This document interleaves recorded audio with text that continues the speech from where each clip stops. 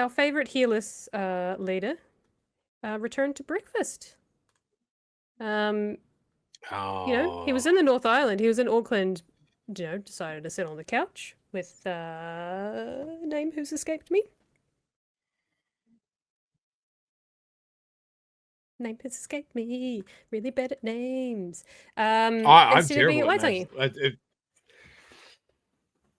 I want to hear him squirm on this. Just like every time he opens his mouth about this, there should Jenny just May! be like Jenny May.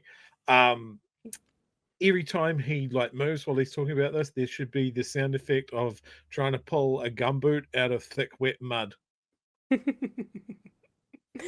Oh, you are going to enjoy this. I think the first one's a great one to start with. Let's see what she's got a great part at the end. You know, he likes to run on his words, and she goes, "Can you just answer the question?" I'll ask it again. Alrighty. We know that tomorrow is the day where political parties make their way on the upper marae for the pōwhiri. Why are you not even attending that? Well, I'm down in South Island, actually working, you know, so I'll see some projects that my tahu's involved with. Actually going to be doing things about, we've obviously got our fast track legislation coming up at the end of this week. When you talk to iwi leaders, you know, what do they most want? They want economic growth as well.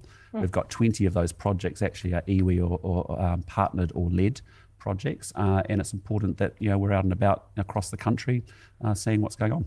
The treaty could not, I did look it up and there was a list of projects. I could not find anything anywhere that was like celebratory of that at all from iwi and Māori. No. Couldn't find an article that did that at all. The way that he's pitching that is like, oh, Jenny May, I'd love to go to Waitangi, but unfortunately, you know, I have this thing that I can't get out of. And they got in first before that I knew that Waitangi was a thing. So, yeah, it's a shame. I'm just going to be down in the South Island. What a load of bullshit. Like, Kaitahu is fine, my dude. Like, they are good. I don't know why they're welcoming you on, but I don't know why they're hosting. It's like, if somebody knows, please tell me. But yeah, this is like he's running. Like I said the other day, I'm glad he's not going to Waitangi. It shows him for the weak, ineffectual, cowardly loser that he is. So yeah, just underline that. It also gave David Seymour, they love their little jabs, gave him a perfect opportunity to be like, well, it's actually really, because I think he's going to Waitangi, I'm pretty sure he said, even though someone told him not to come, so yeah, I'm sure he is. So then he's definitely going, just to be a real arsehole about it. But even he was like, oh, you know, I'm a political party leader. I think it's really important that you go to Waitangi. And I'm like, oh, interesting. There's a nice little dig at your at your prime minister. But this is a coalition. Okay. Tear it apart. All right, carry on. Principles Bill is no doubt going to be front and centre up at Waitangi this year. You've called it divisive last year. You said that there's nothing in it that you like. So why not engage? Why not be part of that debate at Waitangi? Well, I have. I've been at Ratana, as you're aware. I've met with iwi leaders before Christmas, a significant group in Wellington, as I said. I'm engaging with iwi leaders all the time. Our position on that issue is very clear. I think frustration and division has built up over a number of years. There is strong feeling on all sides of the treaty principles. All sides. Again. All sides. Yeah, man. Whatever. Yeah, like it's support good. It's good that you're engaging with Māori, but why in this place on this week? That's the thing. Nobody's criticizing that you're talking to Kaitahu. They're criticizing why it's this week. Why when there's something else on that is quite important from a national unity point of view, that it might be good that you're there. And like without you answering this question in a straight fashion, I'm just assuming it's because you don't want to write a new speech and you've already given that one twice. You don't think you can get away with it for a third time, so you're not going.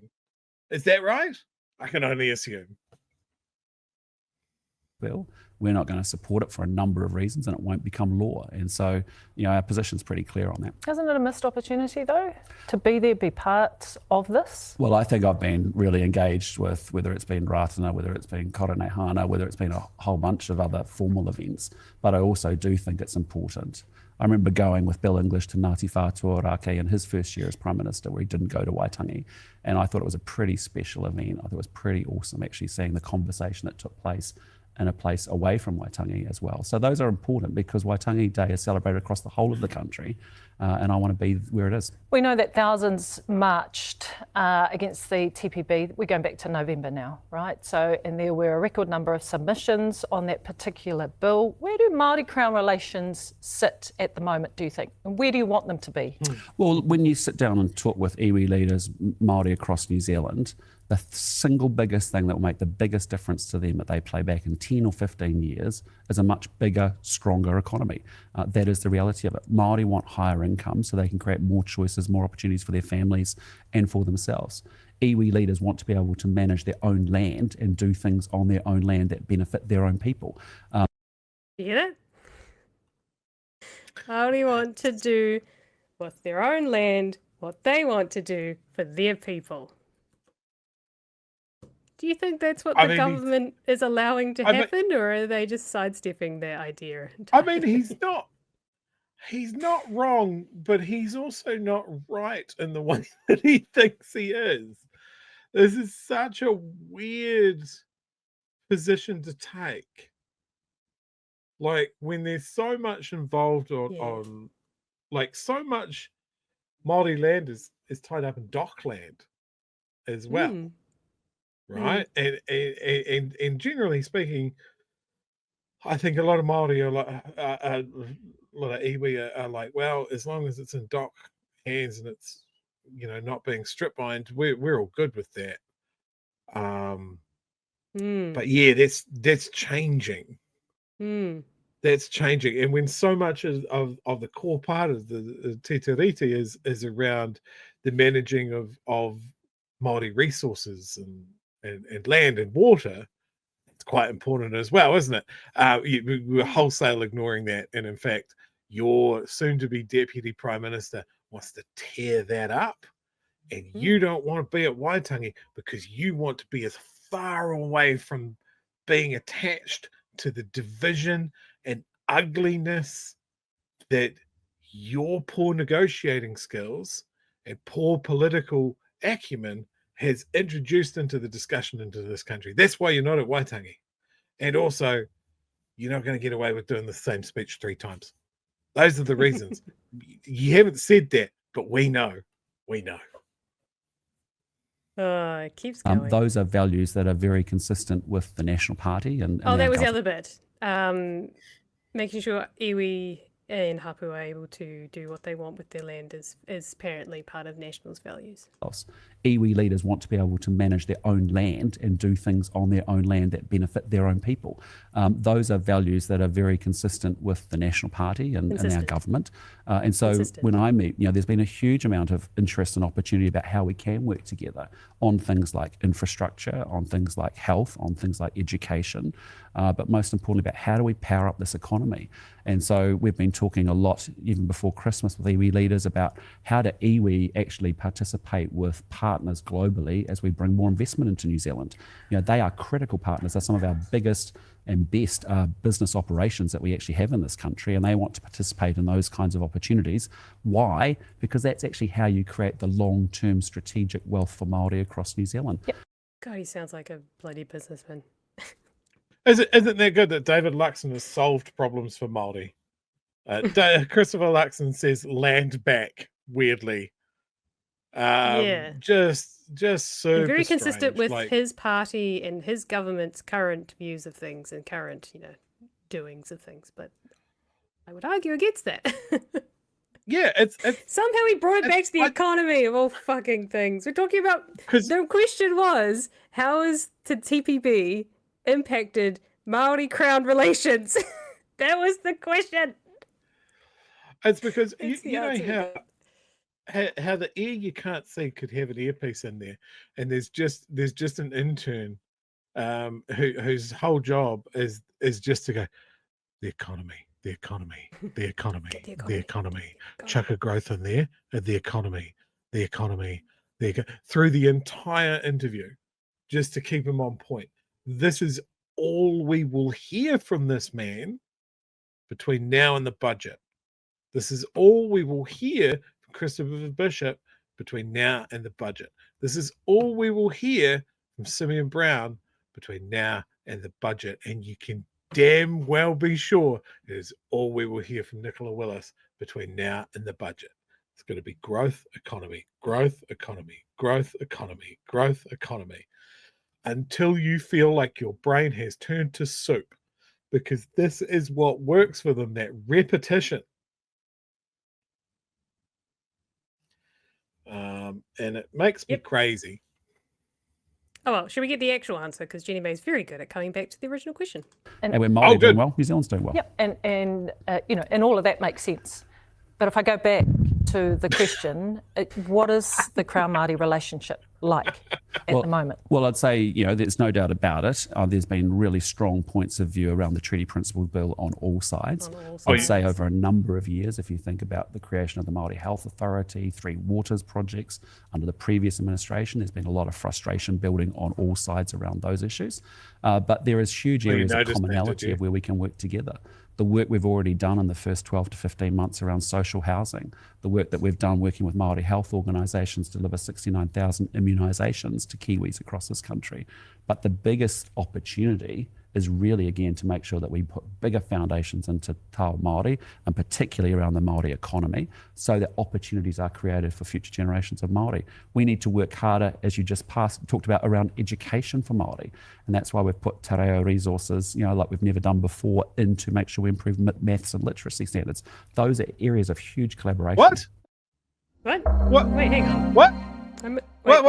What was that? So important math and English? Wait, what?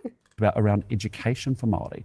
And that's why we've put te reo resources, like we've never done before, in to make sure we improve maths and literacy standards. Those are areas of huge collaboration.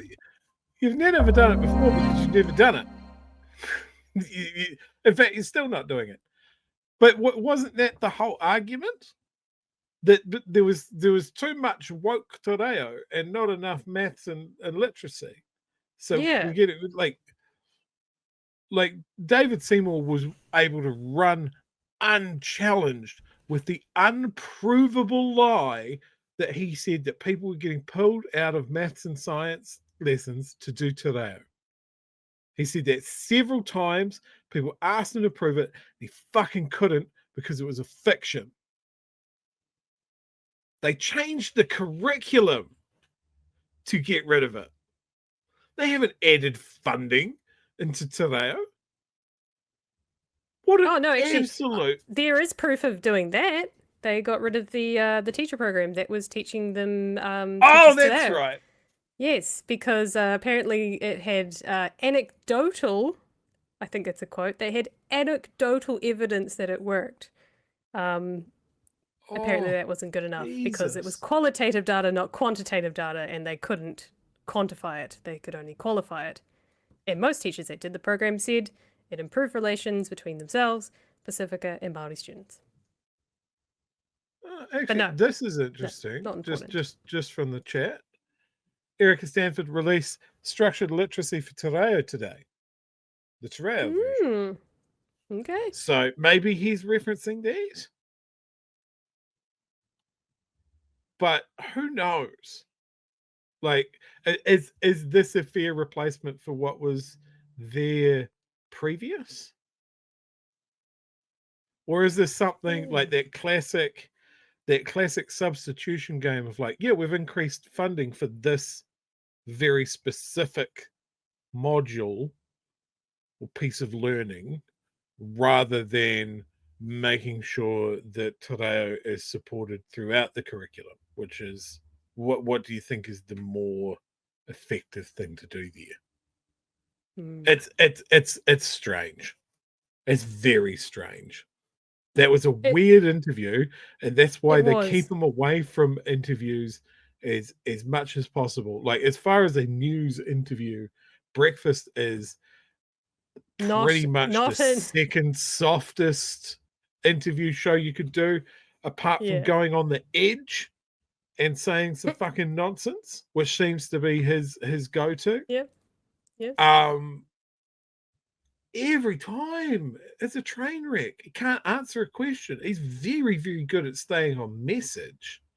He's absolutely dreadful at just repeating the same vocal tics. And staying just saying it's on a script.